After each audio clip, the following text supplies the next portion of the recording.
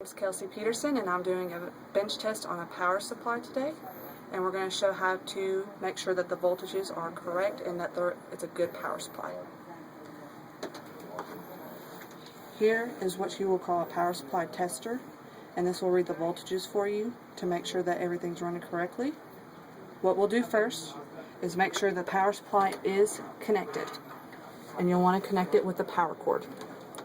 Now we are doing this test today just out of the computer, but you can do the power supply test within the computer if you need to. Just doing this for clarity reasons. Now you'll grab your power supply tester and you'll connect first the motherboard connector to the end, and this is a 24 pin. You can also do a 20 pin if you choose to.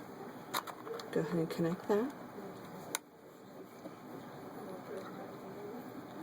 Okay, and then what you'll do now is you'll grab the 4 pin. The 4 pin will be connected to there where it says use correct, and it's a 12 volt. We have that connected. Make sure everything's good on there tight. And now what we'll do is click the on button. You will have to hold the on button in order to get the results to stay on there. The first 3 levels are the voltages, and then if you look over onto the far right hand bottom corner, you will see what the process is for milliseconds, which is at 4040 milliseconds. Now, in order to test to see if a power supply is bad, we're going to take this 4 pin out, so you can kind of see what the alarm will be. So when we click on, you'll see that it's throwing you a low voltage warning alarm at you. And if you ever get this while doing the power supply test, that means your power supply is going bad. Now, what I'm going to do now is remove the main motherboard connector, and I'm going to show how to test a power supply if you don't have the tester. What you can do is you can get a bobby or a paper clip and just kind of fold it to where it looks like that.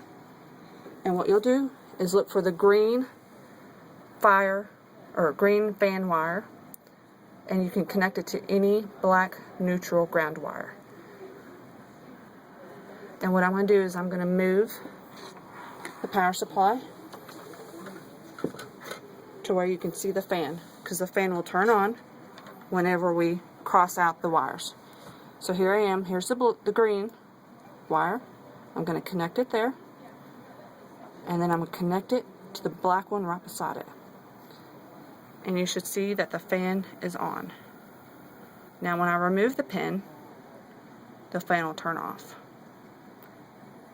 And that's another way of showing the power supply is working correctly. And that is it for today. Hope you have a wonderful day.